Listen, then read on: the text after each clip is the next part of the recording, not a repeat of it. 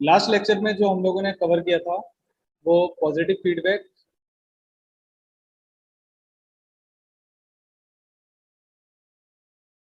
Okay, और negative feedback and Barkhausen criteria.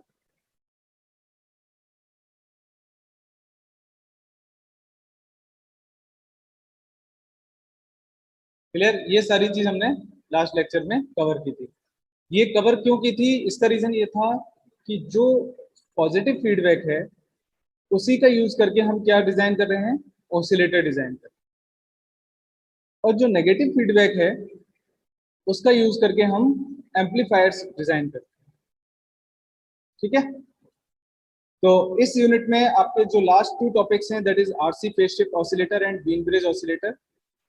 तो पहले ऑसिलेटर के बारे में समझेंगे, ऑसिलेटर क्या है, उसके बाद हम इनके 2 टाइप में जाएंगे, आरसी फेज शिफ्ट और व्हील ब्रिज ऑसिलेटर। ठीक है, ये चीज क्लियर है कि पॉजिटिव फीडबैक का यूज करके हम ऑसिलेटर डिजाइन करते हैं। अब ऑसिलेटर है क्या? ये मैकेनिकल डिवाइस है, सॉफ्टवेयर है, या क्या है? वैसे आप लोगों ने कई प्रैक्टिकल किए होंगे फर्स्ट ईयर में। एक इस तरीके से बॉक्स आपने देखा होगा, बड़ा सा, जिसको हम सीआरओ बोलते हैं। ठीक है, सीआरओ में हम जो वेवफॉर्म देखते हैं वो ग्राफिकल रिप्रेजेंटेशन होता है किसी भी इलेक्ट्रिकल सिग्नल का, लेकिन उसके बाद पास में एक फंक्शन जनरेटर रखा होता है, फंक्शन जनरेटर, जिसमें एक फंक्शन होता है साइनसोइडल वेव का। अगर हम उसको प्रेस करते हैं और ये इससे कनेक्टेड होते हैं प्रोब से, तो ये कंटिन्यूस साइनसोइडल वेव आती रहती है। तो वो एक ऑसिलेटर का फंक्शन है। क्यों? क्योंकि हमें जो सिग्नल मिल रहा है वो विद ऑसिलेशंस कंटिन्यूस मिल रहा है। ठीक है, चलिए इसकी बेसिक डेफिनेशन पर जाते हैं। Oscillator is an electronic circuit that generates a periodic waveform on it's output. एक इलेक्ट्रॉनिक डिवाइस है, एक इलेक्ट्रॉनिक सर्किट है जो आउटपुट में क्या देता है, एक पीरियडिक वेवफॉर्म देता है without an external signal source. It means उसको कोई एक्सटर्नल सिग्नल सोर्स नहीं चाहिए होता है उस वेवफॉर्म को आउटपुट में लाने के लिए या उस वेवफॉर्म को प्रोड्यूस करने के लिए। And it is also use to convert AC DC to AC. DC to AC क्यों बोल रहे हैं? क्योंकि ऑसिलेटर का जो सर्किट होता है उसको केवल एक डीसी पावर सप्लाई से हम रेगुलेट करते हैं। ठीक है, डीसी पावर सप्लाई से चलाते हैं, और लेकिन आउटपुट में क्या मिलता है, एसी सिग्नल मिलता है। इसलिए हम इसको क्या बोल रहे हैं कि ये डीसी टू एसी कन्वर्टर भी कहते हैं। Oscillators are circuits that produce a continuous signal of some type without the need of an input। हमें उसमें इनपुट देने की, इनपुट ऐसा नहीं है कि हमें इनपुट में एसी देनी पड़ेगी, ठीक है ना, एसी सिग्नल देना पड़ेगा या इनपुट में हमें डीसी सप्लाई देनी पड़ेगी, ऐसा नहीं है। बट हमें एक ट्रांजिस्टर को ऑपरेट करने के लिए या ओपैम्प को ऑपरेट करने के लिए हमें डीसी सप्लाई जो चाहिए वही रिक्वायर्ड है। ठीक है, तो हमें इनपुट की नीड नहीं होती। These signals serve a variety of purposes। अलग अलग पर्पसेस के लिए इनको यूज किया जाता है, जैसे कम्युनिकेशन सिस्टम में, डिजिटल सिस्टम में, इंक्लूडिंग कंप्यूटर्स। कंप्यूटर में भी हमें ऑसिलेटर्स की जरूरत रहती है। Oscillator is a circuit that produce a repeated signal. वही बात है, पीरियडिक सिग्नल या repeated signal from DC voltage. जो हमने डीसी वोल्टेज उसको रेगुलेट या स्टार्ट करने के लिए लगाया है, उसकी वजह से वो रिपीटिव हमें एसी सिग्नल प्रोवाइड कराता है। The feedback oscillator relies on a positive feedback. मैंने आपको बताया था जो ऑसिलेटर जिनमें फीडबैक है वो पॉजिटिव फीडबैक है। ठीक है, to maintain the oscillations, oscillation को मेंटेन करने के लिए। The relaxation oscillator makes use of an RC timing circuit to generate a non-sinusoidal signal such as square wave etc। Square wave generate करने के लिए हम आरसी टाइमिंग सर्किट का भी यूज कर सकते हैं।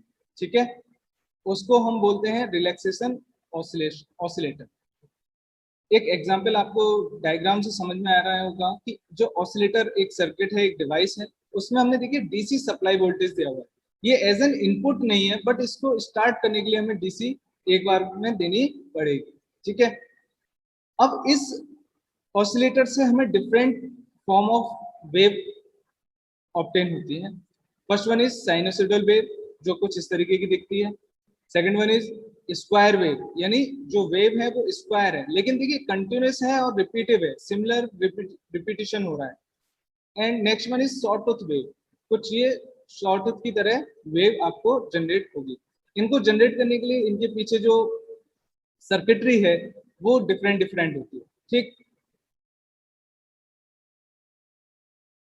अब हम बात करते हैं RC phase shift oscillator. Oscillator है, बट इसमें क्या यूज किया गया है, RC phase shift RC phase shift circuit use किया गया है। आर क्या है, रजिस्टर, सी क्या है, कैपेसिटर। तो रजिस्टर एंड कैपेसिटर्स यूज किए गए। और फेज शिफ्ट क्यों बोल रहे हैं वो अभी मैं आपको थोड़ी देर में समझाता हूँ कि फेज शिफ्ट क्यों बोल रहे हैं। ठीक है, the frequency stability is very good in this oscillator. Frequency stability इसमें अच्छी है, यानी फ्रीक्वेंसी हम ऑब्टेन कर सकते हैं। This oscillator can generate pure sine wave signals for various angles of loads. अलग अलग लोड्स के लिए हम इसमें pure sine wave signal generate कर सकते हैं। Normally an RC network the output is expected to lead the input signal by 90 degree. कभी आपने कैपेसिटर और आरसी का जो रिलेशन पढ़ा हो वोल्टेज और करंट का, तो उसमें देखा होगा कि जो लीड होता है कैपेसिटर इसमें वो 90 डिग्री का होता है। ठीक है, जो डिफरेंस आता है वो 90 डिग्री का होता है। Okay, but coming to reality or in practical conditions, due to the usage of capacitors which are not ideal, so the phase difference will be less. तो ये जो phase difference हम practically अगर देखें तो ये 90 डिग्री से कम होता है, और वो अप्रोक्स कितना होता है, 60 डिग्री होता है।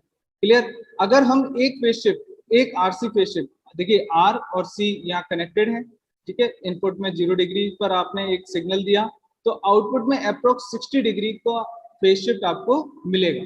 कितने से, केवल एक आरसी नेटवर्क से। ठीक है, तो आप वेवफॉर्म के टर्म्स में देखें, अगर आनी तो वेवफॉर्म यहां से चाहिए थी 90 डिग्री के फेज शिफ्ट पे, लेकिन आती कहां पर है, 60 डिग्री फेज शिफ्ट पर। ठीक है, ये प्रैक्टिकल यूज की बात हो रही है। अगर हम ऐसे 3 सर्किट कनेक्ट कर दें back to back, second RC, first RC network, second and third, तो क्या होगा, इस वाले आउटपुट, इस वाले सर्किट से आगे आउटपुट में जो डिफरेंस आएगा वो 60 डिग्री फेज डिफरेंस आएगा। इस वाले के साथ 60 और ऐड हो जाएगा, देन 120 डिग्री फेज शिफ्ट आएगा, देन वापस से हमें 180 डिग्री फेज शिफ्ट मिलेगा। तो जो सिग्नल है वो आउट ऑफ फेज चला गया। ठीक है, आउट फेज हो गया, आउट ऑफ फेज चला गया। कब, जब हम 3 आरसी नेटवर्क कनेक्ट कर रहे हैं, तो हमारा जो सिग्नल है वो कुछ इस तरीके से जस्ट रिवर्स हो जाएगा। आप ये देख रहे हैं, ये इनपुट सिग्नल है ब्लू लाइन में, और ये जो रेड और डॉटेड लाइन है ये आपका आउटपुट सिग्नल है। तो ये हो गया 180 फेज शिफ्ट। क्लियर, अब ये 180 फेज शिफ्ट का यूज हम इस ऑसिलेटर में करने वाले। ऐसा क्यों करते हैं, क्योंकि आरसी फेज शिफ्ट ऑसिलेटर को डिजाइन करने के लिए या तो हम यहाँ ओपैम्प का यूज कर लेते हैं, या फिर हम बीजेटी का यूज कर लेते हैं। अब जो बीजेटी में भी 3 कॉन्फ़िगरेशन पड़े थे, common base, common emitter and common collector. तो ये जो 2 कॉन्फ़िगरेशन है, कॉमन बेस और कॉमन कलेक्टर, ये जो आउटपुट में फेज शिफ्ट देते हैं वो 0 डिग्री का देते हैं। लेकिन जो कॉमन एमिटर है वो आपको 180 डिग्री का फेज शिफ्ट देता है। ठीक है, तो इस कॉमन एमिटर का यूज किया गया है। देखिए ये ई टर्मिनल है, ये बेस है, और ये कलेक्टर है। ठीक है, तो एमिटर को कलेक्ट किया गया है, वो कॉमन किया गया है यहाँ पर। इसका मतलब जब यहाँ से सिग्नल इस पर आएगा, इसके आउटपुट में आएगा, तो 180 डिग्री का फेज शिफ्ट आएगा। जबकि ऑसिलेटर की खासियत क्या है, पॉजिटिव फीडबैक की खासियत क्या है, कि जो फेज डिफरेंस है वो 0 या 360 डिग्री होना चाहिए, इसके मल्टीपल में होना चाहिए। तो हम इस 180 डिग्री को ओवरकम करने के लिए क्या करते हैं, या हम इस 180 डिग्री को 0 या 360 बनाने के लिए क्या करते हैं, एक ट्रिपल आरसी नेटवर्क हम यहाँ पर कनेक्ट करते हैं।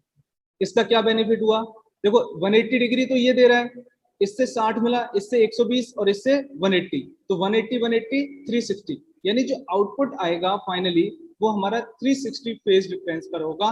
यही हमारी ऑसिलेटर की कंडीशन भी है कि 0 या 360 का फेज शिफ्ट डिफरेंस होना चाहिए, तभी वो ऑसिलेटर बन पाएगा।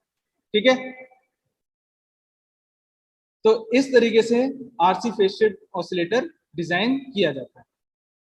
If the three resistors are equal in the value, अगर ये जो वैल्यू रजिस्टर्स यूज किए गए हैं अगर ये वैल्यू में सेम है, हमने इनको इक्वल मान लिया, and the capacitors will be same, C1 C2 C3 सब किसके बराबर है, C के बराबर है। ठीक है, then the frequency of oscillations produced by RC oscillator is simply given by FT, FR ये है resonant frequency, okay, equal to 1/2 pi RC root of 2 into n।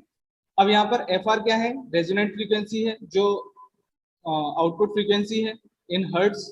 ठीक है, R क्या है, feedback resistance in ohms, C क्या है, capacitance in farads, and N क्या है, number of RC feedback stages, number of RC feedback stages.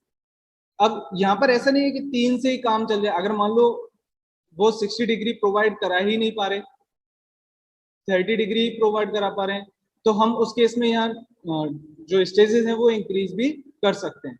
ठीक है, तो ये डिपेंड भी करता है कि नंबर ऑफ स्टेजेस क्या हैं, वो इस पूरे आउटपुट की फ्रीक्वेंसी में इंपॉर्टेंट रोल निभाती है।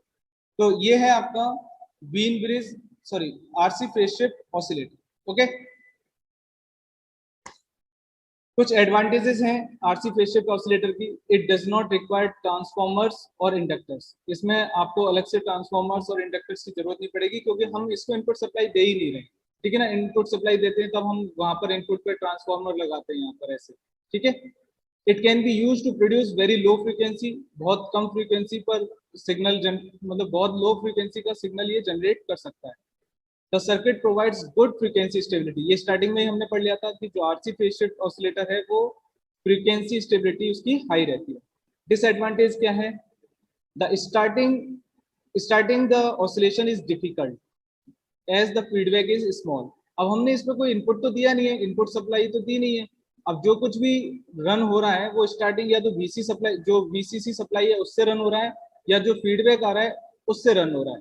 तो जब वीसीसी सप्लाई से ही स्टार्ट हो रहा है तो ये बहुत स्मॉल अमाउंट आता है फीडबैक का, इसलिए इसको स्टार्ट करना थोड़ा मुश्किल रहता है। And the output produced is small, तो आउटपुट भी क्या रहता है, स्मॉल रहता है। ये कुछ इसके डिसएडवांटेज। एप्लीकेशंस कहाँ कहाँ हो सकते हैं, एप्लीकेशन जनरली वहां होंगे जहां पर हमें साइनसोइडल सिग्नल्स की नीड होगी। The oscillator is utilized for generation of signals over a wide range of frequencies. अलग-अलग frequency के सिग्नल को जनरेट करने के लिए हम ऑसिलेटर का यूज करते हैं। This oscillator is used in voice synthesis. जो वॉइस का सिंथेसिस किया जाता है वॉइस सिग्नल्स का, वहां पर हम इसको यूज करते हैं। म्यूजिकल इंस्ट्रूमेंट्स में इसको यूज करते हैं, जीपीएस यूनिट में इसको यूज करते हैं। Okay, so these oscillators are capable of working at all audio frequencies. सारी जितने भी ऑडियो फ्रीक्वेंसी रेंज है उसको उस पर ये वर्क करता है। एफईटी फेज शिफ्ट ऑसिलेटर अभी हमने बीजेटी से बनाया था, ये एक एफईटी और होता है, ये भी एक ट्रांजिस्टर होता है बट फील्ड इफेक्ट ट्रांजिस्टर होता है। FET phase shift oscillator is capable of generating a signal for a wide frequency range. The frequency can vary from few hertz to 200 hertz. Okay, बहुत लो फ्रीक्वेंसी से 200 hertz तक ये generate कर सकता है by using set of resistors and capacitors together for varying over the range of 1 to 10 ratio. तो input और output में ये डिफरेंट रेंज ऑफ फ्रीक्वेंसी को प्रोड्यूस कर सकता है, आउटपुट में ये डिफरेंट फ्रीक्वेंसी रेंज को प्रोड्यूस कर सकता है। Similarly different range of frequencies 200 hertz to 2 kilohertz and 2 kilohertz to 20 kilohertz and 20 kilohertz to 200 kilohertz can be gained by using other or various resistors. अलग अलग रजिस्टर आप use कर लें, अलग अलग कैपेसिटर रेंज यूज कर लें तो आप फ्रीक्वेंसी इसकी रेंज इंक्रीज कर सकते हैं। क्लियर? नेक्स्ट टॉपिक है व्हील ब्रिज ऑसिलेटर। देखिए है तो ये भी ऑसिलेटर बट इसमें जो कॉन्सेप्ट यूज किया गया है वो डिफरेंट है, वो है व्हील ब्रिज ऑसिलेटर। और इस व्हील ब्रिज ऑसिलेटर को क्यों यूज करते हैं, ये सारी चीजें हम इसमें पढ़ने वाले। A Wien bridge oscillator is a type of phase shift oscillator which is based upon a Wien bridge network. इसमें क्या हो रहा है कि एक Wien bridge नेटवर्क यूज किया गया है, ठीक है। किसकी जगह, आरसी फेज शिफ्ट की जगह हमने अब क्या यूज किया है, Wien bridge oscillator यूज किया है। Comprising of four arms connected in a bridge fashion. एक ब्रिज बना, ये डायग्राम आपको दिख रहा होगा, ब्रिज की तरह है और फोर आर्म्स हैं, ये आपको ये दिख रही होगी, first, two and third and fourth, ये फोर आर्म्स हैं। And here two arms are purely resistive, ये जो दो आर्म है ये प्योरली रजिस्टिव है। क्लियर, ये दोनों रजिस्टिव है क्योंकि इसमें केवल रजिस्टर एलिमेंट कनेक्टेड है। while other two arms are a combination of resistors and capacitors. ये जो दो आर्म है इसमें एक में तो सीरीज में रजिस्टर लगा हुआ है और एक में पैरेलल में कैपेसिटर और रजिस्टर लगे हुए हैं। कैपेसिटर और रजिस्टर यहाँ पर सीरीज में और इस वाले में पैरेलल में, ठीक है। इन particular one arm has resistor and capacitor connected in series while the other arm has them in parallel. This indicates that these two arms of network behave identical to that of high pass filter and low pass filter. यानी जो series में connection है capacitor और register का, वो तो कैसे work करेगा, हाई पास फिल्टर की तरह वर्क करेगा। अब हाई पास फिल्टर क्या होता है, जो हाई फ्रीक्वेंसीज को पास करने देता है, ठीक है। अब सोचो एक आर्म तो हाई फ्रीक्वेंसी को पास कर रहा है और second one is low pass filter, इसको हम एलपीएफ है लो पास फिल्टर बोलते हैं, लो पास फिल्टर, जो केवल लो फ्रीक्वेंसी को पास होने देगा। तो एक आर्म हाई फ्रीक्वेंसी को पास होने दे रही है और एक आर्म लो फ्रीक्वेंसी को पास होने दे रही है।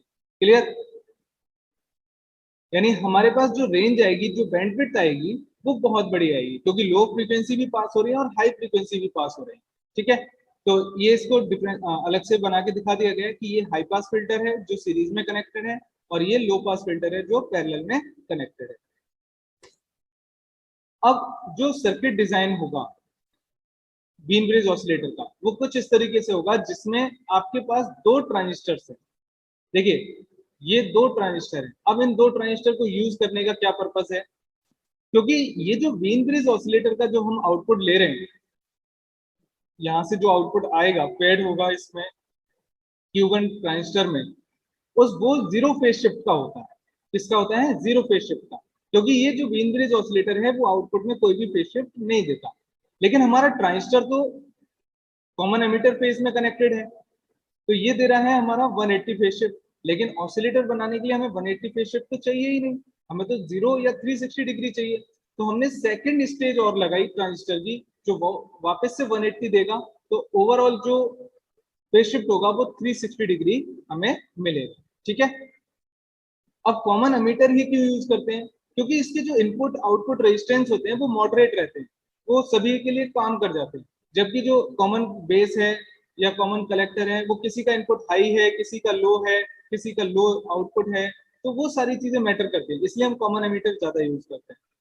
अब 180 इसने फेज शिफ्ट दे दिया, 180 फेज शिफ्ट इसने दे दिया, तो आउटपुट में या तो 360 बोलेंगे या 0 डिग्री बोलेंगे, तो ये जो फीडबैक जाएगा वापस से वो 0 डिग्री ही जाएगा, ठीक है। अब जो फीडबैक है वो व्हीन ब्रिज सर्किट है, इसलिए इस पूरे को हमने क्या बोला है, व्हीन ब्रिज ऑसिलेटर सर्किट बोला है। क्लियर, एक तो वाइड रेंज मिल गई इसमें क्योंकि लो पास फिल्टर और हाई पास फिल्टर दोनों ही इसमें कनेक्टेड है। इसके अलावा जो प्रॉब्लम फेज शिफ्ट की थी वो हमने टू स्टेज ट्रांजिस्टर लगाकर शॉर्ट आउट कर ली, दो स्टेज है इसलिए टू स्टेज ट्रांजिस्टर बोलते हैं, और आउटपुट में हमें कंटिन्यूस सिग्नल, पीरियडिक सिग्नल मिल जाए। क्लियर, अगर हम इसकी फ्रीक्वेंसी कैलकुलेट करें तो रेजोनेंट फ्रीक्वेंसी क्या होगी, 1/2 pi root of R1 into RC R2 R1 C1 R2 C2, ठीक है। अगर R1 R2 R है या C1 C2 C है, तो आपको अगर शॉर्ट में लिखेंगे तो क्या हो जाएगी वैल्यू, सॉल्व करेंगे इसको, FR equal to 1/2 pi RC, ये हो गई आपकी frequency, resonant frequency for wheel bridge oscillator, जबकि वहां पर चेंज आ रहा था। मैं आपको वापस से दिखा देता हूँ। इसमें देखिए यहाँ पे 2 पाई RC तो है, बट रूट ऑफ 2n भी आ रहा है। क्लियर? डेरिवेशन अपने नीड का नहीं है, बट ये क्वेश्चंस अगर न्यूमेरिकल आ जाते हैं तो डायरेक्ट इन्हीं बेस पर न्यूमेरिकल आ जाएंगे। इसका एडवांटेजेस देख लेते हैं, हमने आखिर ऐसा क्यों डिजाइन किया। The circuit provides good frequency stability, इसकी फ्रीक्वेंसी स्टेबिलिटी भी हाई है comparatively to RC facial. It provides constant output, output में स्टेबिलिटी अच्छी है, फ्रीक्वेंसी स्टेबिलिटी अच्छी है, आउटपुट भी कांस्टेंट रहता है, कांस्टेंट ऑसिलेशन मिलते हैं इसलिए। The operation of circuit is quite easy, simple है। Overall gain is high because of 2 transistor. अब जितने ट्रांजिस्टर आप लगाते जाओगे गेन हाई होता जाएगा, ठीक है। तो 2 ट्रांजिस्टर आपने यूज किए तो इसका गेन भी हाई है। The frequency of oscillation can be changed easily, अगर हम फ्रीक्वेंसी चेंज करना चाहते हैं कि ऑसिलेशन इस फ्रीक्वेंसी पर ना हो, अलग फ्रीक्वेंसी पे ऑसिलेशन हो, तो हम उसको इजीली चेंज कर सकते हैं। The amplitude stability of the output voltage can be maintained more accurately by replacing R2 with a thermistor. जो एक आर्म में R2 कनेक्टेड है उसको हम अगर थर्मिस्टर से कनेक्ट कर दें तो आउटपुट वोल्टेज की स्टेबिलिटी को और मेंटेन किया जा सकता है, क्योंकि ये टेम्परेचर डिपेंडेंट रजिस्टर होता है, ठीक है। तो इस में वेरिएशन आएगा तो आउटपुट स्टेबिलिटी को ये मेंटेन कर सकता है। अगर मान लो हाई ऑसिलेशन चले गए या ज्यादा हाई गेन हो गया तो ये इसको खुद को रेजिस्टेंस को टेम्परेचर के अकॉर्डिंग ये लो कर लेगा, तो आउटपुट में जो वोल्टेज जो सिग्नल है वो थोड़ा डाउन में आ जाएगा। अगर बहुत ज्यादा डाउन हो गया तो इसमें सिग्नल इजीली फ्लो हो जाएगा और ये आउटपुट वापस से इंक्रीज कर देगा। तो ये क्या है, स्टेबिलिटी को मेंटेन करता है। कौन? थर्मिस्टर। तो हम रिप्लेस कर सकते हैं विद R2 से। डिसएडवांटेज क्या है? The circuit can not generate very high frequency, बहुत ज्यादा हाई फ्रीक्वेंसी सिग्नल्स को हम जनरेट नहीं कर सकते, यानी मेगाहर्ट्ज वाली सिग्नल्स को हम जनरेट नहीं कर सकते।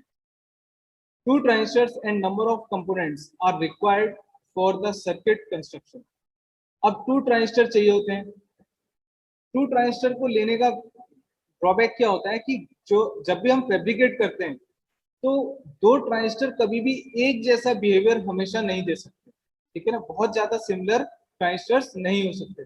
आप एक ट्रांजिस्टर यूज कीजिए तो उसके फंक्शन, उसके जो वेवफॉर्म है वो थोड़ी सी डिफरेंट आएगी, दूसरा यूज कीजिए तो उसकी वेवफॉर्म थोड़ी सी डिफरेंट आएगी। क्लियर?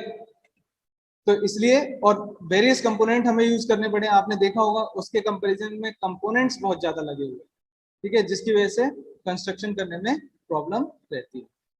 आप ये डायग्राम देख लीजिए, कितने नंबर ऑफ रजिस्टर्स लगे हुए हैं, कैपेसिटर्स लगे हुए हैं, फिर ऊपर से ब्रिज रेक्टिफायर सॉरी ये ब्रिज और बना हुआ है पूरा। तो नंबर ऑफ कंपोनेंट्स इसमें ज्यादा रिक्वायर्ड है फॉर कंस्ट्रक्शन। ओके,